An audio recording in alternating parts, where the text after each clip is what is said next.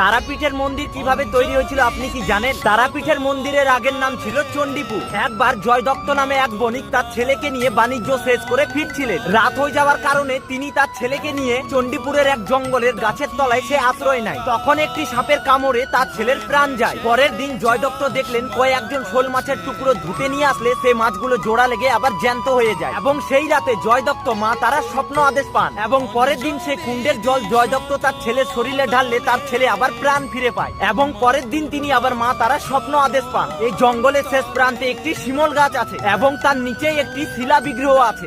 সেই শিলা বিগ্রহটি নিয়ে আসে একটি মন্দির তৈরি করে সেখানেও যেন পুজো করা হয়। পরের দিন জয়দত্ত সেই শিলা বিগ্রহটিকে নিয়ে এসে একটা ছোট্ট মন্দির তৈরি করে সেখানে পূজা অর্পণ করে। তারপরে এই মন্দির বহুবার ভাঙা গড়া হয়েছে। শেষ পর্যন্ত 1808 সালে মলালপুরের জমিদার জগন্নাথ রায় তারাপীঠ মন্দিরের পুনর্নির্মাণ করে। লোকজনের মুখে শোনা যায় তারাপীঠের পাশে শ্মশানটি খুব জাগ্রত এবং এটাও বলা হয় যে সাধুরা এখানে বসে তন্ত্র সাধনা করলে খুব শীঘ্রই সিদ্ধি লাভ করে এবং কি এখানে বসেই নাকি বামাখ্যাপা সাধু তন্ত্র সাধনা করেছিলেন।